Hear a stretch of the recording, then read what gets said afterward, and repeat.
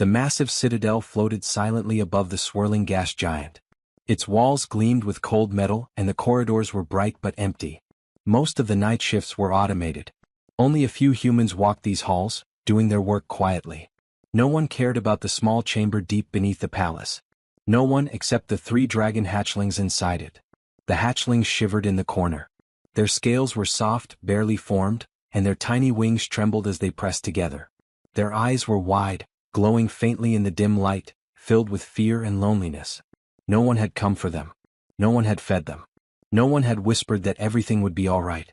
A small gust of wind blew through a broken vent, making their sobs echo against the metal walls. Their cries were quiet but sharp, piercing the stillness of the citadel.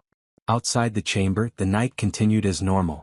Guards passed by, their boots echoing on the polished floors, yet none paused to check the sound. The Empire believed that dragons, even weak ones, should survive or perish on their own.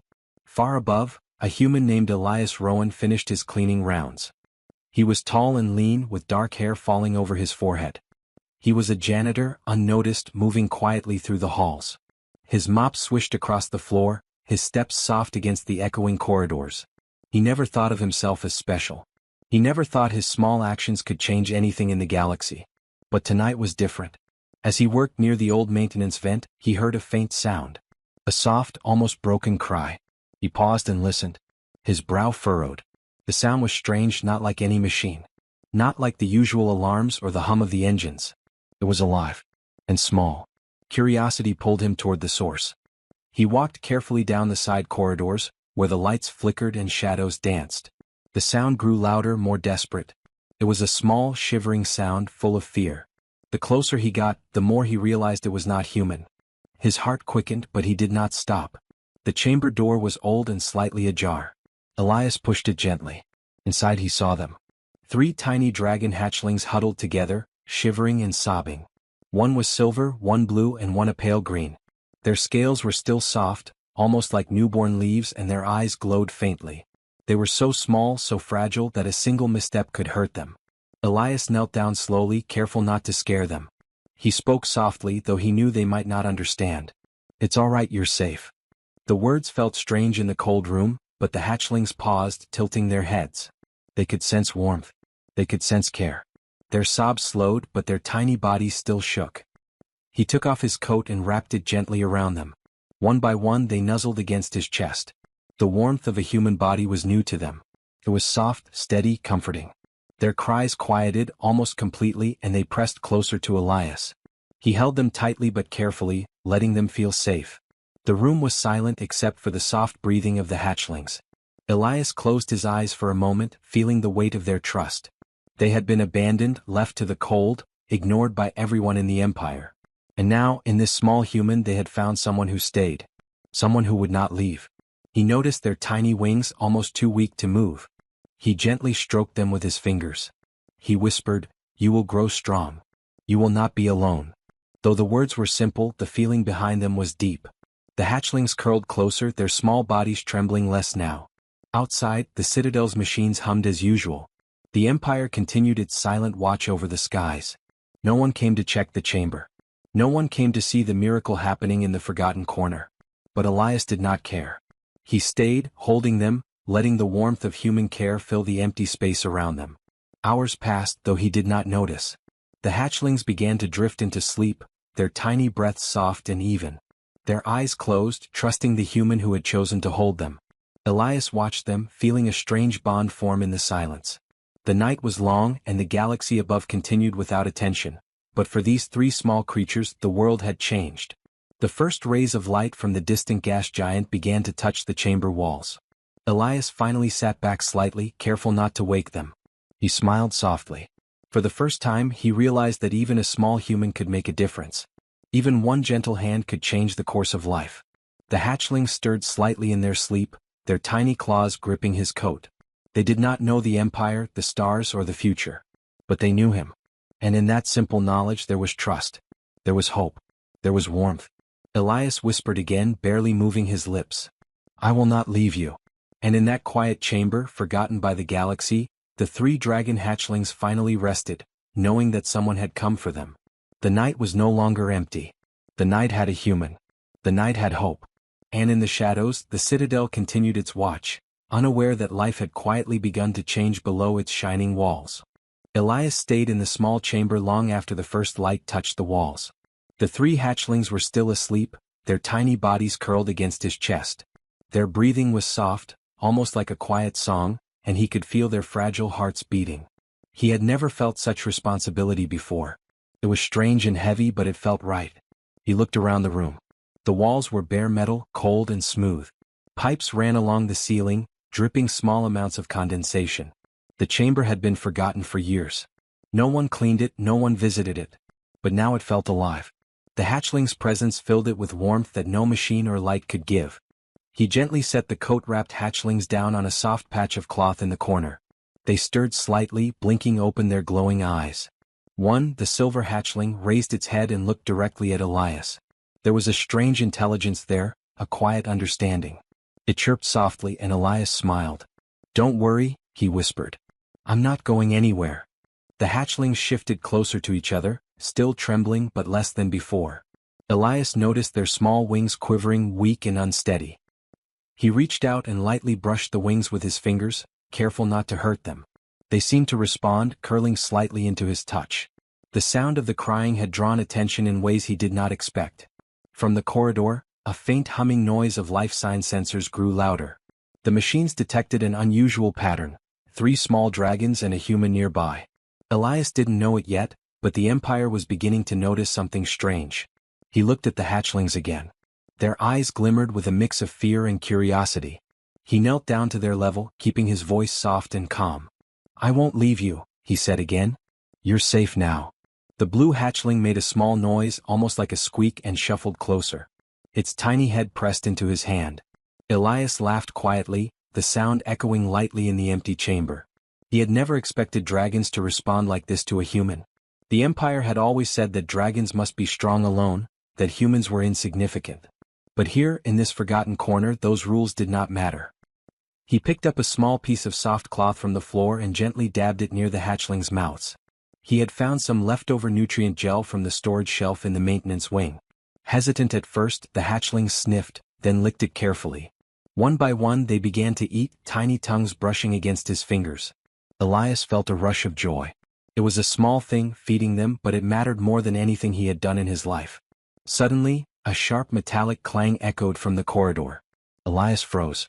He looked up, expecting a guard, but the hallway was empty. Only the machines hummed. He turned back to the hatchlings and they were staring at him with wide eyes, their glowing pupils shining in the dim light. They seemed to sense the danger even if they didn't understand it. Elias realized then that his choice to stop walking down the hallway had changed everything. He could have ignored the cries, followed his usual path, and the hatchlings would have remained alone. But he had stopped. He had listened. And now their trust was in his hands. The green hatchling shifted closer, curling against his arm. Elias held it gently, feeling its tiny heartbeat. He whispered, "We'll get through this. Together." His voice was steady, though his heart raced. The creature's survival depended on him now. He had no training, no orders, no backup, only the simple desire to care for them. As he sat there, he began to notice details he had never seen before. Tiny scales glimmered even in dim light. Little claws flexed slowly. Soft, downy hairs covered their bodies. Each hatchling was unique, with its own small quirks. The silver one tilted its head constantly, curious. The blue one yawned, exposing a tiny row of teeth. The green one trembled but stayed close, seeking warmth. Elias realized that even though they were young and fragile, they were alive, intelligent, and full of potential. Hours passed. The hatchlings began to settle, their small bodies growing calm. Elias stayed with them, speaking softly, letting his presence reassure them. He felt the weight of the world outside the chamber, the Empire, the sky above, the gas giant below. But in that moment, none of it mattered. Only the soft warmth of the hatchlings against him mattered. He noticed that the cries had stopped entirely. The night that had been so full of sobs and fear was now quiet, filled only with soft breathing and gentle movements. Elias realized that sometimes just being there was enough. Sometimes a small act of care could calm the universe, even if only in a small corner. The hatchlings' eyes slowly closed, one after the other. They fell asleep, tiny chests rising and falling. Elias leaned back, keeping his hands nearby, ready to protect them from any sudden danger. The human janitor, unnoticed by the Empire and invisible in the grand halls, had become their guardian. Outside the chamber, life continued. Machines hummed, guards walked, lights flickered, and the stars shone far above the gas giant. But inside the forgotten room, a human and 3 dragon hatchlings shared a quiet miracle. Elias knew nothing would ever be the same again, not for him and not for the hatchlings he had chosen to hold. He whispered one last time, "Sleep now. You are safe." And in that forgotten cold chamber, for the first time since their birth, the hatchlings slept without fear, wrapped in the warmth of a human who had stopped walking. The night had changed. The Empire had not noticed. But for Elias and the dragons, the world had become a place of hope, care, and new beginnings. Elias sat quietly in the small chamber, watching the 3 dragon hatchlings sleep. Their tiny chests rose and fell in soft, steady rhythms, and the warm glow of their eyes dimmed as sleep took hold. For the first time, the chamber felt alive with calm instead of fear. He had never imagined that a human hand could bring such peace to creatures so small, so fragile, and so powerful in the wrong hands. Far above, in the high towers of the citadel, alarms suddenly rang. Life sign sensors had detected unusual readings in the restricted wing. The readings were small, yes, but impossible to ignore. They showed 3 dragons awake and alive, and 1 human in close proximity. Guards and elders rushed to investigate. The Empire had rules. Dragons were sacred, humans were tools, and contact between them was forbidden. Yet here was proof that something extraordinary had occurred. Elias did not hear the alarms at first. He was too focused on the hatchlings, brushing a hand gently over the silver one's soft scales. The tiny creature stirred and blinked at him, then settled back into his lap. His trust was complete. He whispered, "It's all right. I'm here. I'm not leaving."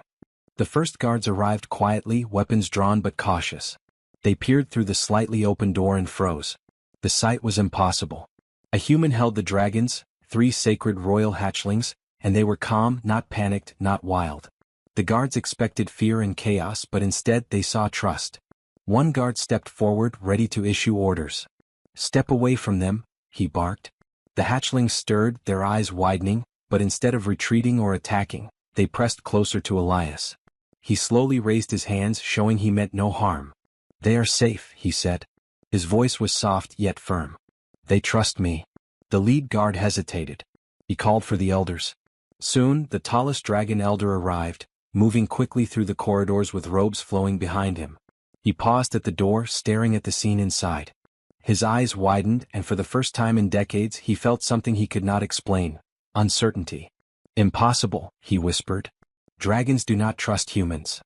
Elias looked up at the elder and bowed slightly, still keeping his hands near the hatchlings. "I did not do anything special," he said quietly. "I only stayed. I only held them. I did not leave." The elder studied the hatchlings. They were calm, breathing evenly, their tiny wings folded gently. Data from the life sign monitors showed their heart rates were stronger, their energy increasing, and their growth potential had improved dramatically in a single night. The elder realized that the human had not only protected them but had enhanced their strength. "Stand back," the elder said to the guards. "Do not touch them." He turned to Elias. How did you?" "I heard them crying," Elias interrupted. "No one came. I just stayed with them. That is all." The elder frowned, unsure whether to scold or praise him. He knew the Empire would not accept this story easily. Humans were considered weak and expendable. Yet here was proof that weakness and strength were not what they thought. The hatchlings had grown stronger in one night, simply because a human had chosen to stay and care. Another guard shifted nervously. "Sir, the sensors, they are recording this. The council will see." The elder waved him silent. "It is too late for rules," he muttered. "The dragons have chosen. They trust this human." Elias glanced at the hatchlings. The silver one blinked at him and chirped softly, curling against his arm. The blue one made a tiny squeak and nudged his chest. Even the green one, who had trembled the most, leaned into him, seeking warmth. Their trust was clear. Their bond with him was undeniable. The elder straightened.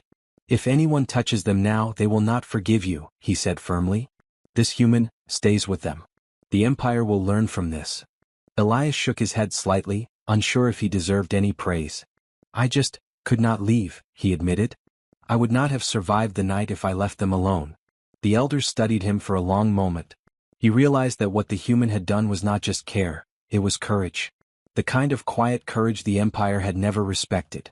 Yet it was the kind of courage dragons recognized instinctively. Outside the chamber, guards whispered and exchanged glances. They had trained for battle, for strength, for rules. But they had never seen this. 3 dragon hatchlings calm and secure, held by a human who had no power but kindness. Some of the younger guards began to feel a strange hope, a sense that perhaps humans could teach dragons something no machine or warrior ever could. Elias continued to sit on the floor, keeping the hatchlings close. He brushed a finger over the silver one's small head, smoothing its tiny scales. He whispered stories he had never told anyone, stories of the stars, of distant planets, of nights he had walked alone. The hatchlings listened with their glowing eyes, absorbing his voice, absorbing his presence. The elder stepped back and signaled the guards to leave them be. "Let him stay," he said. "The Empire has waited too long. If humans can help the dragons, then we will learn. If we fight this, it will be too late." Elias looked up at him, surprised. "Learn? From me?" "Yes," the elder said. "Even if the Empire does not understand yet, the dragons already do. And it is enough." The hatchlings stirred again, nudging Elias with tiny heads. Their soft sounds filled the chamber, a quiet chorus of life. He smiled, holding them closer. They had survived the night, not because of rules, not because of strength, but because a human had chosen to stay. Outside the chamber, the Empire moved as usual. Machines hummed, corridors were patrolled, lights flickered. But inside the small, forgotten room, history had changed. A human had shown that care, patience, and presence could be stronger than fear, stronger than tradition, stronger than power. And for the first time, the hatchlings knew they were not alone. They had a protector. They had a friend. They had someone who would not walk away no matter what the Empire demanded. The night had ended. The alarm had been silenced. But the bond that had formed in those dark hours would never be broken. The human and the dragons had survived together, and the Empire had noticed too late. Elias had been with the hatchlings for several cycles now. Each day he returned to the small chamber, brushing the soft scales of the silver, blue and green dragons, feeding them and speaking softly. Over time, the dragons learned to recognize him, their glowing eyes following his movements, their tiny claws curling in anticipation whenever he approached. What had begun as survival had turned into a bond no one in the Empire could have predicted. The chamber was no longer a cold, empty space. Cloths and small objects Elias had gathered created a soft, safe corner where the hatchlings could move freely. He spent hours watching them stretch their wings, wobble as they tried to stand, and even practice small hops across the floor. Each attempt, however clumsy, filled Elias with quiet joy. He whispered encouragements, and the hatchlings chirped back in their small, soft voices. It was not only the hatchlings who were changing. Elias began to see subtle differences in the Empire's approach.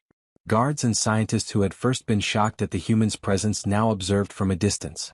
No one dared enter the chamber without permission, but the curiosity was visible in their cautious glances. They watched as the hatchlings grew stronger, more alert, and more curious, all under Elias's care. The silver hatchling, the most curious of the 3, began to mimic Elias's movements. If he stretched his arms, it stretched its tiny wings. If he whispered softly, it made a soft chirping sound in return. The blue hatchling, initially timid and trembling, began to explore more boldly, climbing small piles of cloth and nudging Elias for attention. The green hatchling, though still cautious, followed their lead, learning to trust not only Elias but the world around it. Elias had never imagined dragons could respond to care in this way. The Empire had long believed that dragons only respected strength and dominance. But here the young dragons were thriving because of patience, attention, and kindness. Elias realized that the bond between a human and dragon was more than friendship, it was teaching the dragon something vital: trust. As the cycles passed, other dragons in the Empire's hatching chambers began to show unusual behaviors. Some started looking for humans when they were alone. Some became calmer in the presence of caretakers, even if they were strangers. The Empire could not ignore the pattern. Humans were not just servants or tools, they were teachers, guides, and protectors. The very rules the Empire had relied on were being rewritten quietly, without rebellion, without war, only through care. One evening, the hatchlings did something Elias did not expect. The silver one, still small but confident, spoke its first word, not in the complex, guttural language of dragons, but in the simple human word it had learned to recognize: Elias. The sound was soft, almost a whisper, but the meaning was clear. The dragon trusted him. The human had become part of its world. Elias felt a wave of emotion. He knelt, holding the hatchling close. "I hear you," he whispered. "I'm here."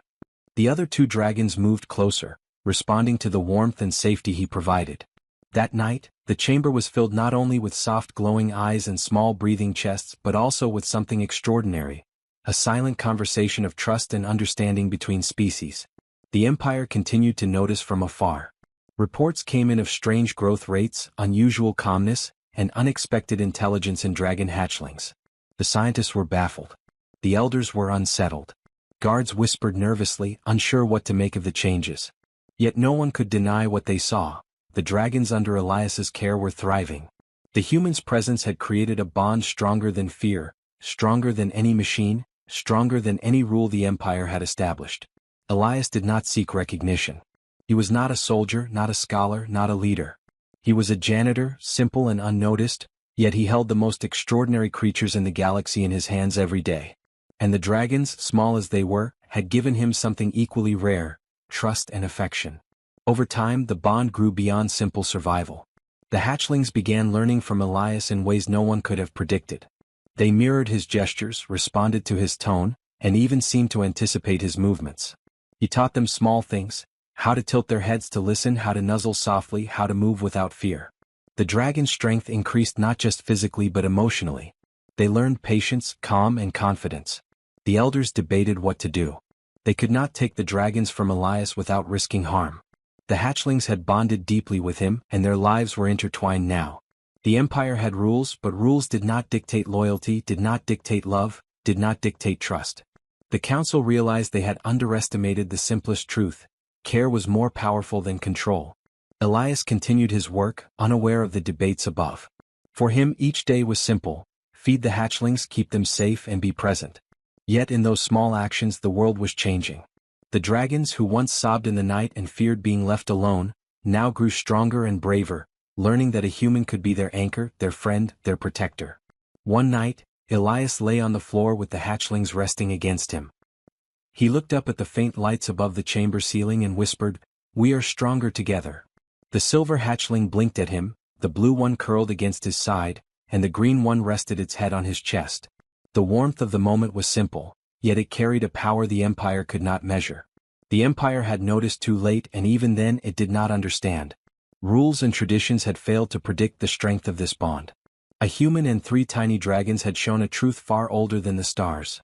Trust, care, and presence could be stronger than fear, stronger than control, stronger than any law.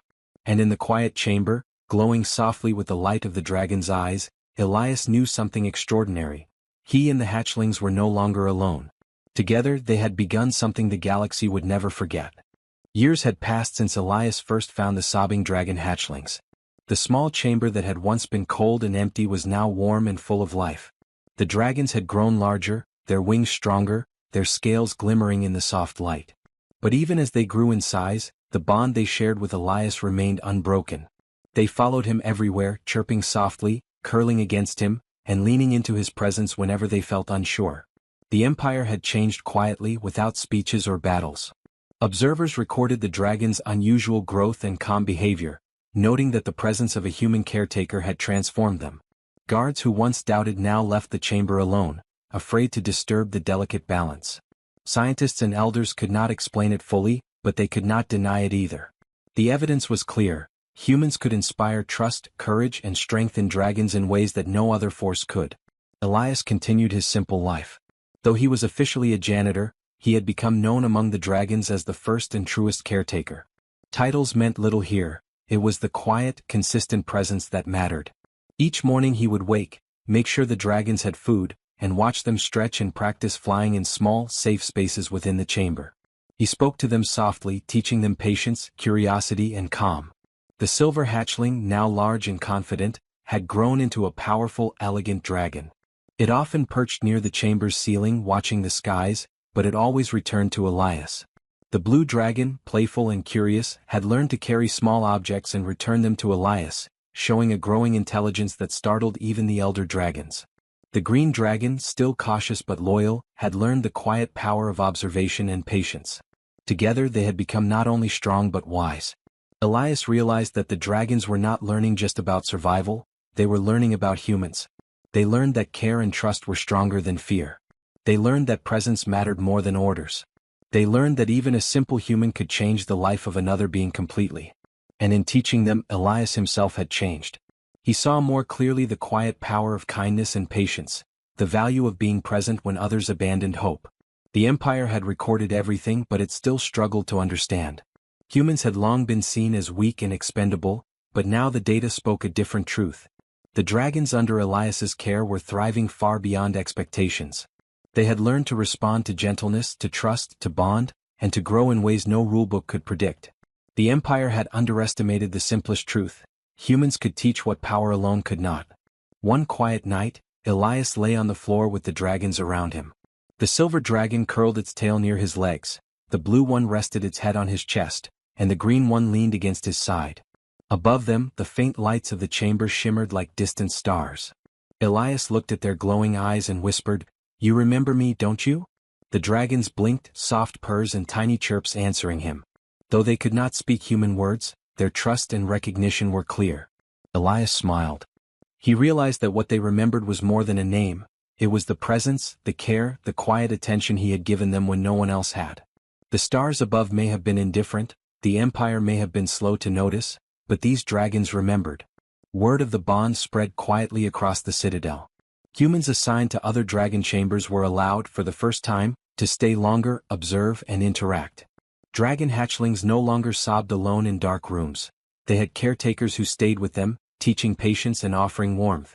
A simple human's act of presence had rewritten tradition.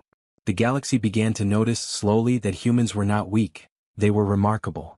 Elias continued his work without ambition or desire for praise. He only wanted the dragons to be safe, to learn, to grow. He watched them play, tested their courage in small, safe exercises, and encouraged them to explore. The dragons responded, not out of fear or obedience but out of trust. And through this trust, the Empire learned lessons it could not have forced. Strength comes not only from power but from care. Courage comes not only from battle but from presence.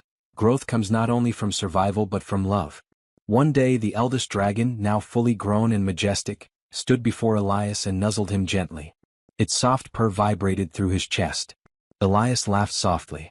"You've grown strong," he whispered. "But you've never forgotten." The dragon blinked slowly, glowing faintly, and Elias knew it remembered every night he had held them, every soft word, every gentle touch. As the years passed, the Empire honored the truth quietly. Statues were not built of leaders or generals, but of a human holding a dragon hatchling in a simple embrace. Stories were told of Elias, the janitor who had stayed when no one else would, who had shown the galaxy that care was a form of power.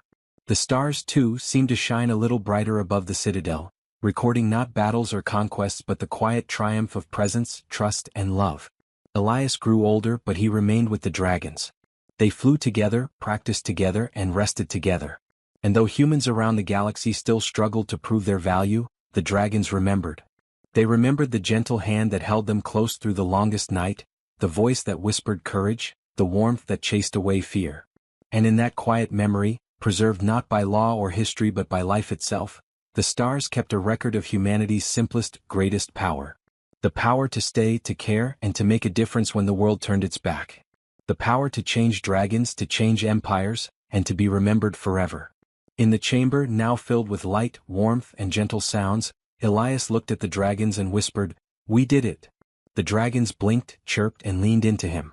And for a long moment, the universe seemed to pause, holding the quiet truth that humans, through kindness and presence, could be the greatest force among the stars.